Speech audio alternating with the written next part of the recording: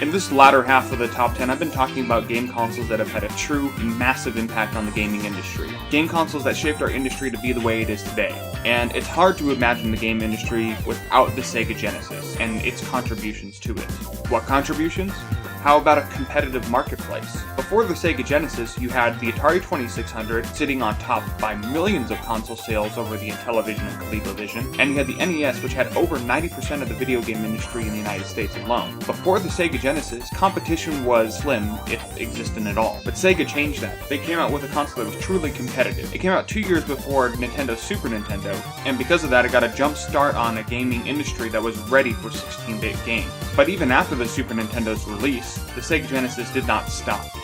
And at one point, it even overtook Nintendo in market share in North America.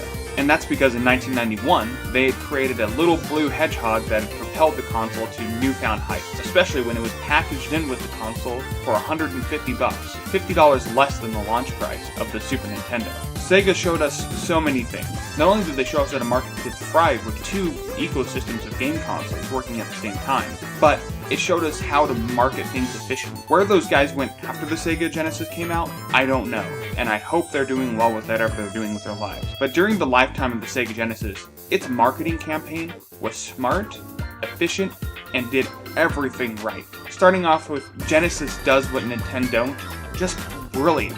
Directly attacking your competitor was a very different tactic at that time, but it worked. Then we had blast processing, which just meant that the Super Nintendo had a slower processor than the Genesis, making the Genesis better for a certain variety of games.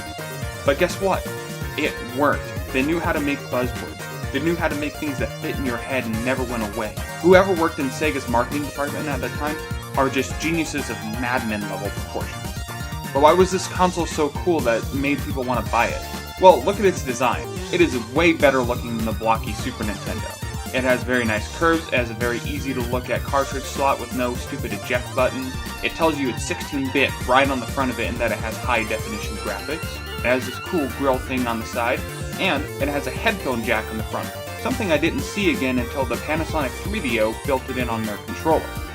We also had a really cool controller with a fantastic D-pad and really easy to use buttons. I know a lot of people complain that you can't press two of the buttons at the same time very easily, but if you play the majority of Sega Genesis games, they never require you to. When you build up enough momentum to start running, you just start running. You don't need to hold down two buttons like you do in Super Mario to be able to do that, to run and jump and everything like that. It's just push in the direction you want to go, and you'll eventually just be fast. But Sega realized that that wasn't enough, and when the Model 2 and Model 3 Genesis came out, they bundled it with a 6-button controller, meant for fighting games. Which is why my preferred version of Street Fighter 2 is actually on the Sega Genesis. The 6-button controller is designed for Capcom fighting games, just like I mentioned with the Sega Saturn controller before. 6-button controllers work wonderfully for fighting games, and the Sega Genesis did that fantastically. It was way better than having 4 face buttons and 2 shoulder buttons like on the Super Nintendo. It was fluid, and it worked. And speaking of games, the Genesis had hundreds of them. Some of the best games ever were released on the Genesis.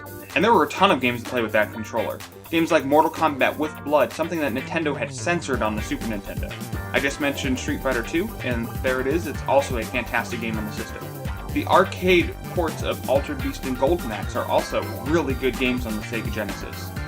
You also had a great top-down shooter like Truxton. You had the Disney animated Aladdin. You had Strider, which looked like its arcade counterpart. You had Steel Empire, which is a very overlooked side-scrolling game. And Mega Man The Wily Wars, which not a lot of people played because it was on the Sega channel, but it is available now in reproduction and is well worth your money. But the Genesis had something else in their pocket, something that nobody else was doing at the time, and today has helped console sales immensely. Sports games. Sure, there were sports games on the NES and Atari and things like that, but they weren't really great. They didn't really get great until the Sega Genesis. And when you compare Sega Genesis with Super Nintendo on games like Madden 94, there's no real competition. The Genesis wins hands down. The faster processor works immensely well for sports games. But the Genesis didn't even need those games. All they needed was one, Sonic the Hedgehog. But did that stop Sega? No. They went ahead and created Sonic 2, Sonic 3, and Sonic & Knuckles as well. All of which were great and added new game mechanics that made them fun to play. The Sega Genesis is one of the best game consoles of all time, and it's actually my personal favorite game console to look back on. It was the one I spent over 10 years playing and I love it to death. The Sega Genesis is number 3 on my top 10 game consoles of all time. Thank you so much for watching. Be sure to like and subscribe, and to buy or sell any of the games or consoles discussed in this episode, go ahead and visit GameGavel.com, the only auction site built by gamers for gamers without the high eBay fees.